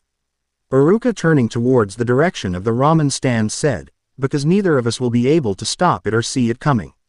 Kakashi now feeling sick to his stomach said, "I get the feeling you know what's about to happen." Iruka nodding solemnly said, "I believe one of us is about to pay for Naruto's lunch at the ramen stand. Knowing how he eats, it's the only explanation why my wallet is screaming at me to run and hide." Kakashi patting himself down blanched and said, "Oh god no." Ka spotting the look on his face said, "He has your wallet. Say goodbye to it as it'll never be the same again." Kakashi crying said, "My poor wallet. It just got stuffed full and now that bottomless pie chi known as Naruto is going to empty it eating god knows how many bowls of ramen." Iruka shaking his head said, "You forgot dango. Anko introduced it to him and he now eats it just as much as he eats ramen." Kakashi hearing this dropped to his knees mourning his wallet. Iruka having been in his shoes walked over to the man and patted him on the back, as his wallet was going to be drained and would never be the same again. Naruto eating his 20th bowl of ramen blinked when Yugao, Ayame and Anko all walked inside of the stand looking exhausted. He chuckling offered the three the seats beside him. Why? Ugao being too tired to hurt him plopped down in the chair. Naruto smiling said, "I've said it before and I'll say it again, God bless the shadow clone jutsu." He then spotting the irritated looks he was getting from the three women smiled and leaned forward. He planting a soft kiss on Yugao's lips said, "And God bless you three." Yugao went from being angry from blushing like a schoolgirl. Ayame and Anko soon joined her. Suddenly all three females started to break out in a sweat. Naruto spotting this wondered why until he remembered what he was eating. He chuckling said, "My bad ladies, I forgot that I'm eating extra spicy ramen and dango." Anko hearing this wanted to say something, but literally coughed up smoke. Ayame getting up from her seat quickly downed a glass of milk. She sighing in awe. Elif glared at Naruto who was still eating his extra spicy ramen as if nothing had happened. She blinked though when a clone of Naruto gave Yugao a glass of milk and said, "Drink up Yu-chan. This will cool you down." She turning blinked as Anko was face down in a bowl of milk. Naruto eye smiling at her said, "Don't be that way Ayame-chan. All I did was kiss 3 lovely women softly on their wonderful lips. He then, smirking at her small blush, said, a kiss is just a kiss, right, Ayame-chan? Ayame, now scarlet, walked back to help her father with Naruto's orders. Naruto, chuckling, said, I like making her blush, it's fun. His clone's eye, smiling at him, said, welcome to the dark side, boss. Anko-chan has finally corrupted you. Naruto blinked when Anko gave a big thumbs up. He, shaking his head, asked, why am I the only with shadow clones who have their own personality? He, hearing someone giggle, blinked and face-palmed, finding a shadow clone of himself reading that orange book Kakashi had been reading. Naruto, shaking his head again, said, I'm too young for this shit. The next day Naruto could be seen sitting upside down in a tree as Sasuke was pestered by Sakura for a date. He, shaking his head, pulled out a stick of spicy dango and started to eat it. He giggled in his head as Kakashi was still paying for his food. He was about to do something when Kakashi appeared with a serious look on his face. Kakashi, cracking his knuckles, said, since a certain blonde decided to kidnap my wallet and make me pay for his meals, Team 7 is gonna be doing some extra D-rank missions. Hell, that's all we might be doing until my wallet is returned to me. Naruto, hearing this, never. Kakashi, hearing this, felt his eyebrow twitch as he said, fine then, come on. Let's go get our first mission. Kakashi hawking his head was about to say something when Sasuke, walking up to one of the villagers, glared and said, do not disturb Naruto-sama. Stay out of his way, or else. Naruto, blinking at this, said, now that I didn't expect. Kakashi, sighing, said, he seems to believe that if he can get you to train him, he'll be able to accomplish his goal much faster. Naruto, with another stick of spicy dango in his mouth, said, his goal is to kill Uchiha Itachi, the man who killed his entire clan in one night, and a prominent member of the criminal organization Akatsuki. Kakashi blinked, hearing this. He, looking at Naruto, asked, how did you know this? Quote, Naruto, smirking, said, my distorted dimension has all the information the real world has, including the true reason Itachi killed his clan, and all of the members of the Akatsuki. He, walking through a building and coming out with an entire chicken on a stick, said, I most likely know more about the Akatsuki than that old toad Jiraiya. He, walking into Anath building, came out with a few stuffed habanero peppers on each side of the chicken. He, breathing out blue flames, said, not that it matters, as the Kyuubi is safe and sound in my distorted dimension. And if I'm right, is having a good time laughing at Gado's eternal punishment.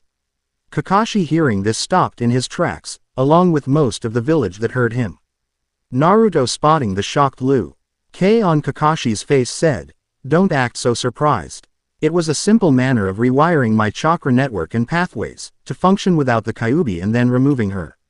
He, then walking into a building with cheese, came out with the peppers smothered in 6 different cheeses. He, smiling, took a bite of the chicken and after chewing the piece turned to Kakashi and asked, are you coming or what? My snacks and meals aren't going to pay for itself. Kakashi, shaking his head, asked, did you say her? Naruto, nodding, said, yes, I said her. Kyuubi is a female, and a very attractive one at that. He, walking up the wall of the Hokage Tower, said, makes me wonder if all of the tailed beasts are female, and if they're all as sexy as her. Kakashi, face palming, walked inside of the tower and said, ONL. Why, you would think that 9 deadly demons are sexy. Naruto, poking his head through an civilian's stomach, said, only if they're females. Besides, I like my women deadly. Kakashi, walking past the shaking sea, Ivalian, said, explains why you kissed Anko, Yugao and Ayame. Naruto, dropping out of the roof holding a bowl of steaming ramen, said, it also explains why I deflowered the 5th Mizukage, right after killing the 4th Mizukage. Why I deflowered the container of the 2 tails, granddaughter of the Tsuchikage, the assistant of the Raikage, both daughters of the Kazekage, the Angel of Aim, and Tsunade's student. Kakashi nearly choked on his saliva hearing this. He, looking at Naruto with wide eyes and ignoring how everyone outside of the Hokage's door was looking at Naruto like he was a god, asked, you did what? He, taking a bite out of the sandwich and spitting the pickles on Sakura, said, I'm pretty sure she drugged Tsunade, because as loud as she was screaming, God probably heard her. Naruto, smirking, said, 4 words, sensei. He, phasing through a horrible attempt at attacking him from Sakura, said, God bless shadow clones. Kakashi hearing this walked into the Hokage's office and face faulted. Naruto walking in finished his sandwich and said, "By the way sensei, you owe about 150 ryo and someone a roast duck sandwich." He spitting more pickles on Sakura asked, "Who puts pickles on a duck sandwich?" Kakashi standing to his feet said, "Team 7 reporting for D-rank missions." Sarutobi asked, "How many?" Kakashi turning to Naruto asked, "How much?" Kakashi with an twitching eyebrow asked, "Are you telling me that the person I've been talking to this entire time is a clone?" The clone nodding said, "Yeah." The clone was then hit by Kakashi who said, "I fucking hate his clones." Yugao appearing, with a red face, several hickeys on her neck, and her clothes messed up asked, "Where is he?" Kakashi blinking asked, "Who?"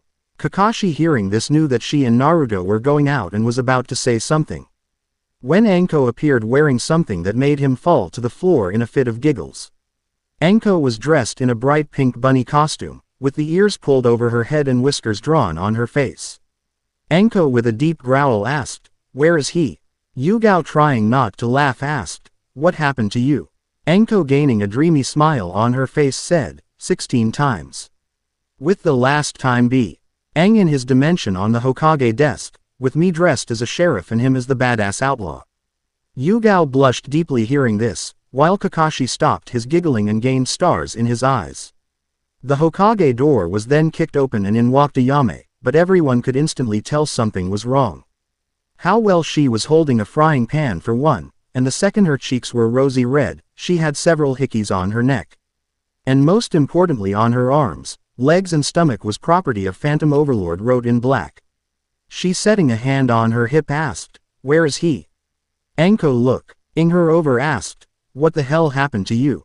Ayame blushing cutely said, "Myself and Naruto-kun were in the back making out, when a customer came in.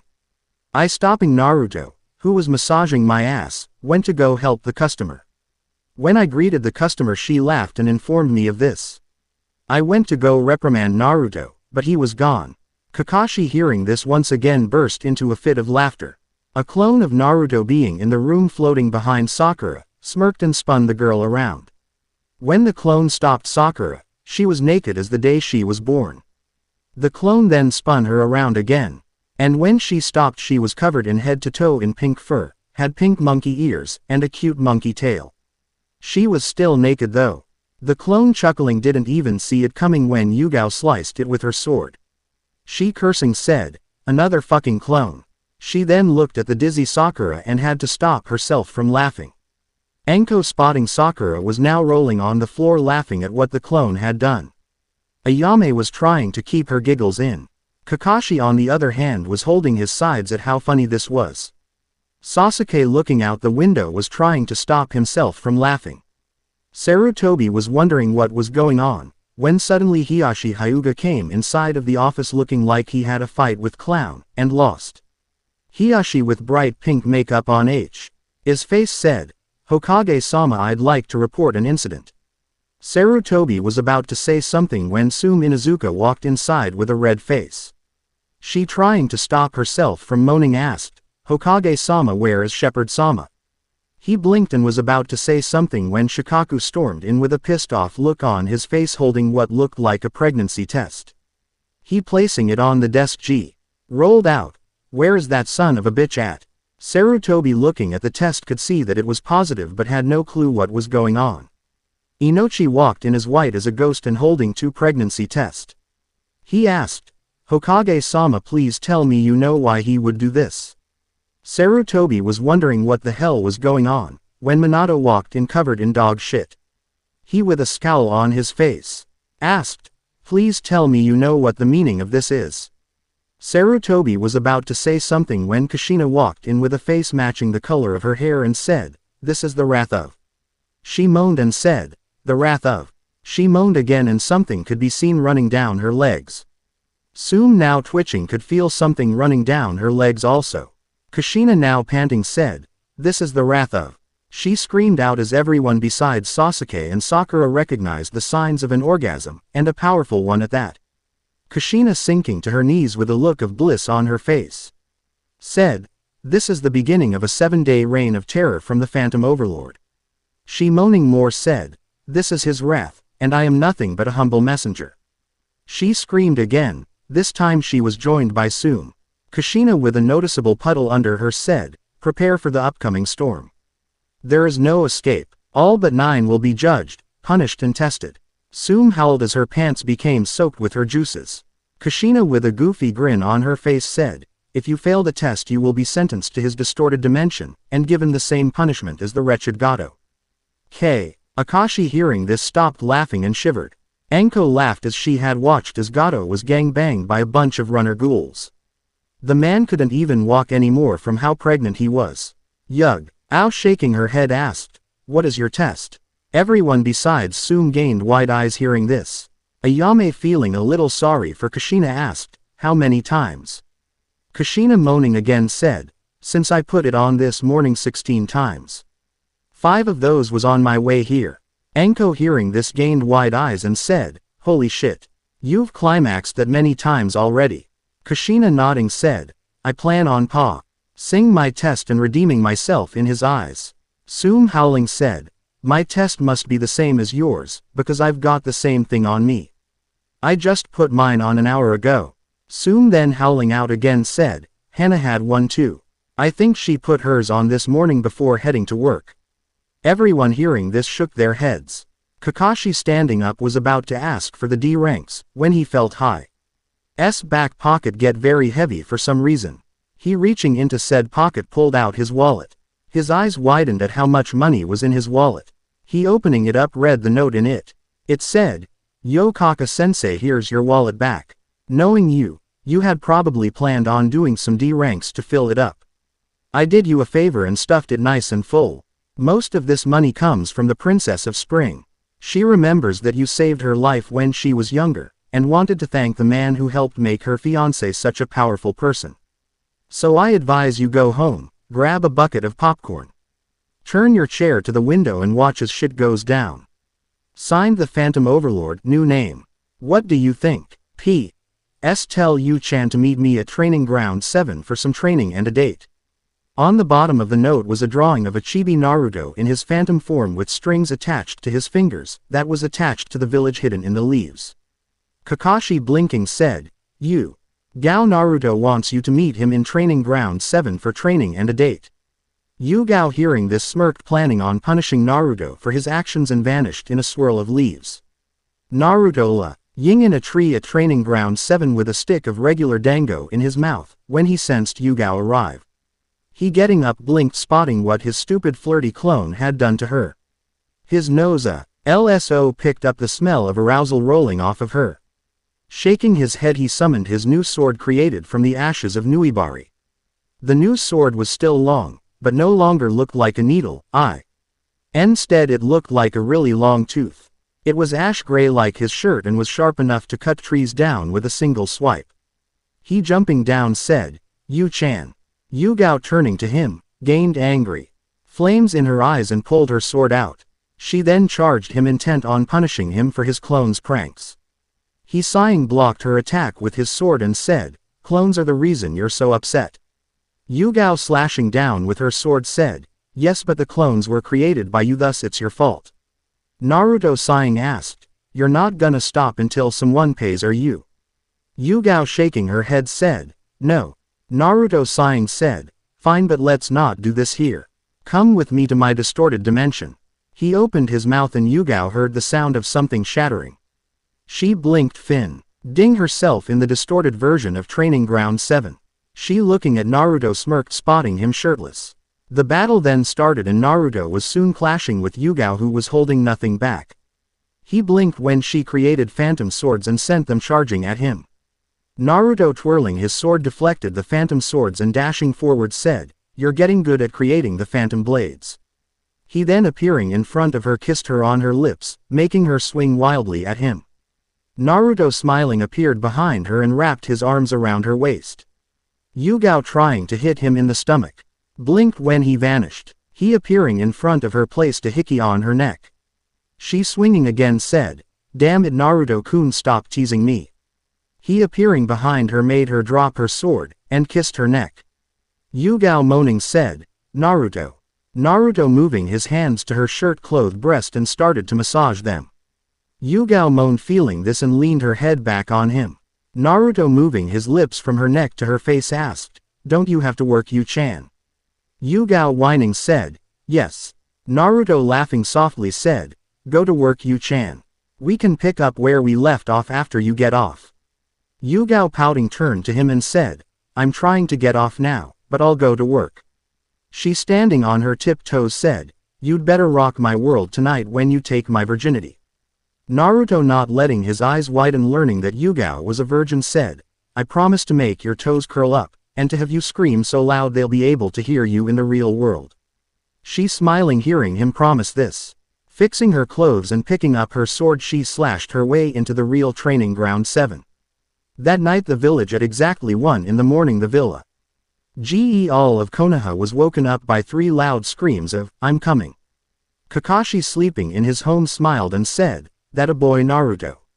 Shikaku Nara was banging his head against his wall, as one of O's voices belonged to his ex-wife Yoshino. Naruto in his and Yugao's apartment, could be seen in bed with Yoshino sleeping on his left side, Ayame sleeping on his right side and Yugao sleeping on top of him. He with his eyes closed said, "Once again so people will know I say God bless shadow clones." He blinked when Yugao saw Eid. "Shush Naruto-kun, I'll let you pop my black cherry in the morning for breakfast." Ayame nodding said, "I'll eat out the cream pie you leave in her anal chute for breakfast." Yoshino said, "I'll lube you up with my breast so that you can pop her black cherry, and then lube you up again with my mouth so you can give Ayame-chan a cream pie in her ass and I can eat it out." Naruto opening his right eye smiled and thought, "This is the good life." 2 days later and Naruto could be seen walking through the village. A smile on his face, enjoying the deserted streets and screams for mercy from all of his victims.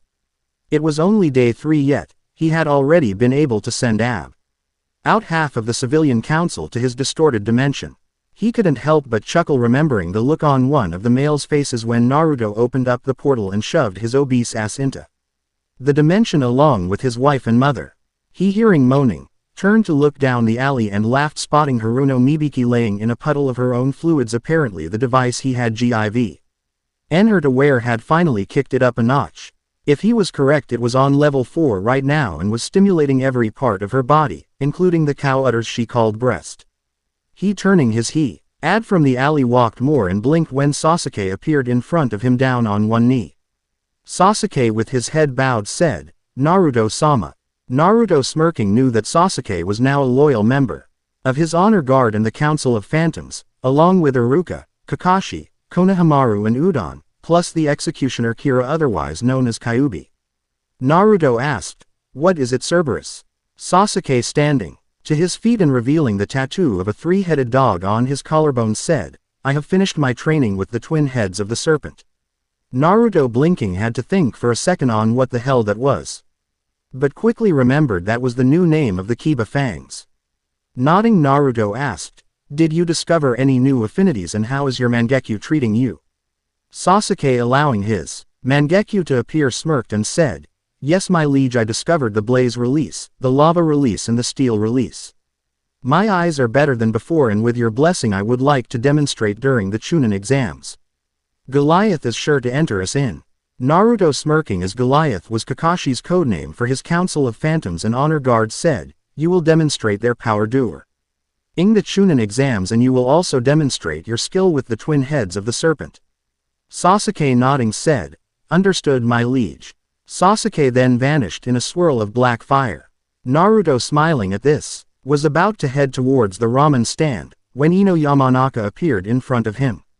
She wrapping herself to his arms said, "Naruto-kun." Naruto chuckling asked, "What is it my princess?"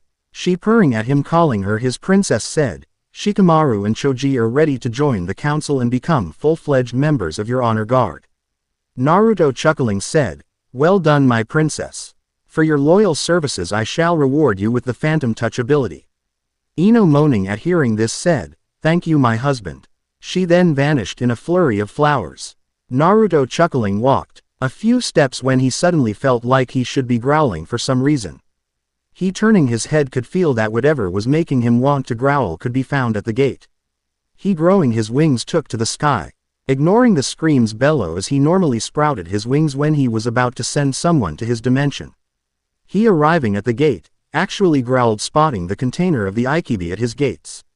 He dropping down in front of the boy and his team smirked as the primal fear he had created with his antics instantly became visible in the Jonin eye.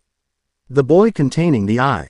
Chibi on the other hand just stared at him with an impassive look. Naruto smirking at this spread his wings and allowed his power to surface. This got the reaction he wanted as the boy instantly straightened up and said, "Shepherd-sama." Naruto laughing darkly said, "I know not why you have invaded my kingdom Tanuki, but know that the Phantom Dragon will be keeping a close eye on you."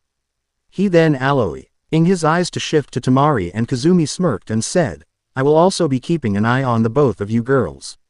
He then turning around jumped back into the air as he actually did have someone to punish now.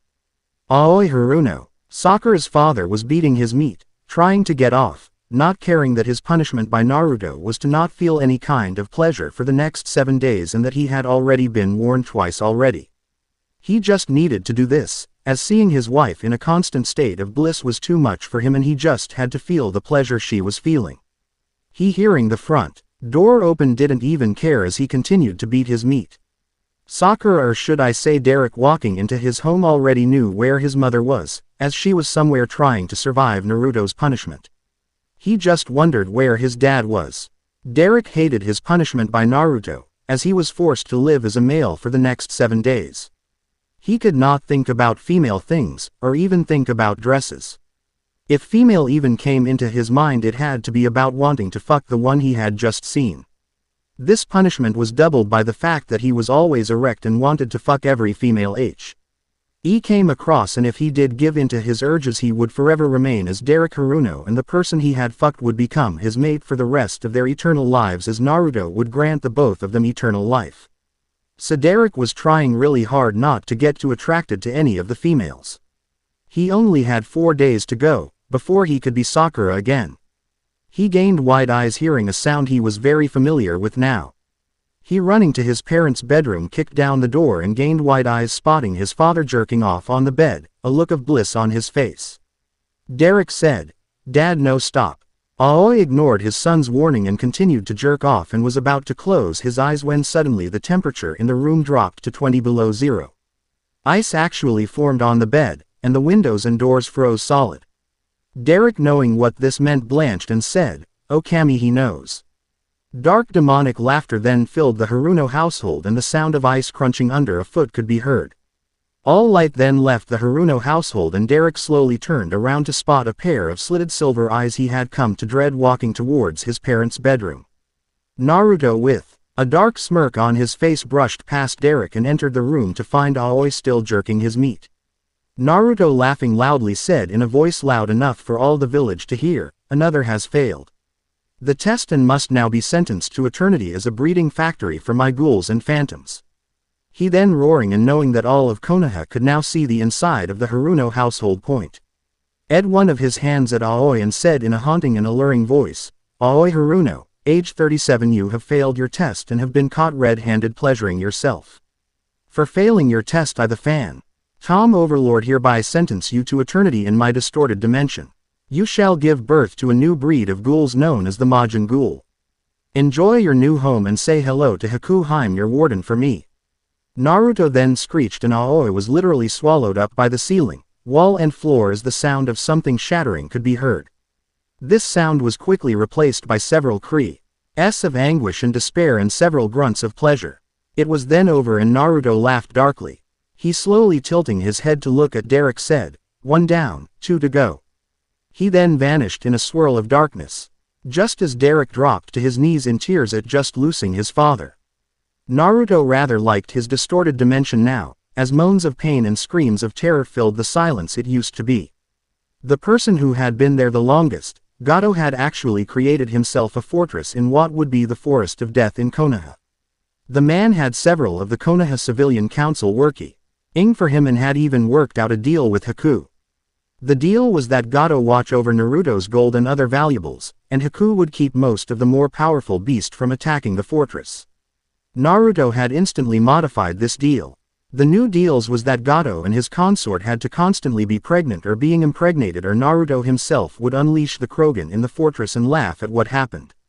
Gato had quickly agreed, and the last time Naruto had checked, Gato was sitting in the throne he had made for himself, heavily pregnant with at least 26 kids. All 26 of them just happened to be Haku's.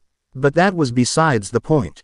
Haku was actually the mother of the first race of phantoms, and they were by far the strongest of the phantom race. They were called Yuki-Onna, and like Haku had ice and things relating to ice powers. Ironically, Gato's eldest daughter was the father of phantom race. Of course, Naruto, Kira and Haku were at the very top of the food chain in distorted dimension, as they could actually alter the dimension if they wanted to. Naruto was of course at the very top, with Kira being in second place and Haku being in third. So if Kira wanted to impregnate Haku, she could not. That Kira wanted to do that, as having both sets of genitals still confused the shit out of the nine-tailed fox. Haku had gotten used to it, along with being able to lead her ally cross the distorted dimension in half an hour. Actually, every time Haku visited Gato, she did cross the distorted dimension, as she had made her kingdom in the distorted dimension capital of Water Country. While her children, the Yuki-Onna, lived in frost and kept it below -60 degrees at all times. The Mare ghouls actually lived in frost with them, but there was subtypes to the Mare ghouls, and They all lived across the distorted dimension. Naruto still wondered how the hell there was a Pegasus and Unicorn category to the Mare Ghoul, and what the hell was a Night Mare Ghoul. Shaking his head, he stopped feeling another Biju invading his space. Sighing, he took to the air and flew towards the gate. He blinked, spotting a mint-haired girl, with orange eyes and a rather frail frame, standing at the gate. He, narrowing his eyes, could tell that she wasn't here of her own free will, and her supposed teammates and sensei had forced her to come here, and if the whelps he could see on her were any indication, were beating her. He, landing in front of this group, glared at the three males and said, "Listen closely to what I say, scum. You lay a single finger upon my little beetle container again, and I'll send you to a hell you've never known before." He noticed how the two younger males sneered at him, while the older one blanched 6 shades whiter. One of the younger males, turning to the wide-eyes mint-haired girl, drew his hand back and slapped the girl across the face. Naruto lost his smirk and unleashed every single drop of his killing intent, forcing all of Konoha to its knees, and this included anyone visiting for the Chunin exams.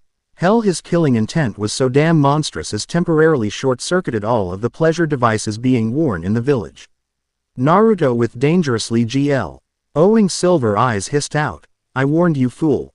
Naruto then grabbed both younger males and tossed them into the air. Naruto, screeching, watched as the two men were literally grabbed by a set of talons he knew belonged to a Yuki-Onna and dragged into the distorted dimension, kicking and screaming. Naruto wasn't done though, because he blurred forward and stabbed his hand into the Jonin's gut. The man with wide eyes didn't have the time to respond before he was shoved into a portal into Naruto's distorted dimension. Naruto, once the pest were gone, turned to the wide-eyed Fu and said, "Welcome to the Phantom Overlord playground. If you would like for me to send your tailed beast to my distorted dimension to enjoy her peace, then let me know, as right now I have someone to give eternal youth." He, turning around and spreading his wings once more, took off into the air, once more heading towards the Haruno household. Suddenly his house once more got frigid, but instead of stopping, he picked up the pace, as he wanted to reach his peak once more before the Phantom Devil walked into the room. It was the name Naruto had earned by a lot of the people being punished by him, as his tests were unjust and set up for the person to fail. The only person he knew to be doing just fine with their punishment was Kiba, and that was because Naruto had gone easy on the boy and had switched his mind with Akamaru and vice versa. Derek, grunting as he deposited his load once more, turned around and found himself staring into a pair of amused silver eyes. Naruto, walking into the room, said, "Mibiki and dear." K then glowed and the kanji for bonded appeared on each of their necks. Naruto, laughing, said, "Thrust away Derek, as she is your lover now." 2 days later, and Naruto was walking beside Derek and Sasuke eating towards the academy for the Chunin exams. The village had 1 day left and the test would be over. Naruto had already judged most of them, but a select few were proving to be tricky to judge. Ike, for instance, Hinata Hyuga had been forced to wear L pleasure device, and the girl had yet to complain, stating that she would earn his love no matter what. Another case was Kushina Uzumaki, who had climaxed so many times the woman had been forced to stay in the hospital to constantly replace the fluids she was losing. The woman had before being admitted screamed that she would happily endure T's punishment if it meant making amends with him. The last one had been Kurenai Yuhi, who had been forced to dress like that nutcase made a guy. The woman had worn the hideous green spandex with a smile on her face and stated that if wearing the spandex got her sister's back, then so be it. Naruto knew exactly who the woman was talking about, and Anko really hoped that Kurenai passed his test because she missed her sister. Plus she wanted to fuck Kurenai. Naruto, yawning, ignored the commotion gathered around a fake door. Walking up the stairs he soon passed by Goliath, who had his father's Famu's sword sitting on his hip and was reading the book Naruto had managed to publish. Well, more like the perverted clone of Naruto had written and published. It was called Phantom Bang Town. Naruto had read the book and had to admit it was a lot better than that pure smut Jiraiya wrote and dared to call literature. Naruto's version had romance. That the main characters was based off of him the book, a bestseller across the elemental nations, had nothing to do with it. He had already written and published 3 books of Phantom Bang Town and he was fucking rich. Not that he needed the money. Because he had robbed Konoha's treasury blind and was now the richest man in Konoha. His Phantom Council and honor guards being just as rich. Arriving at room 301 he kicked open the door and strolled in like it was nothing. He, spotting all of the eyes on him, smirked and said, "For all of you who don't know my name, I am Naruto, but you may call me Phantom Overlord, or Overlord Sama." Nishid saying this he walked over to a seat and sat down. Sasuke taking the seat next to him and Derek taking the seat beside Sasuke. Ino sitting in the seat in front of his smiled, while Sloth and Gluttony sitting in the empty seats. Naruto, licking his lips, asked, "Can you feel it, Cerberus?" Sasuke, with a dark smirk on his face, said, "I can, my liege." Naruto, cackling darkly, said, "Someone is gonna die before we even leave this room, and it will be a brutal murder." Sasuke, licking his lips and revealing his large canine teeth, said, "I can't wait." The end. I hope you enjoyed this episode. Remember to subscribe and like this video. See you in the next video.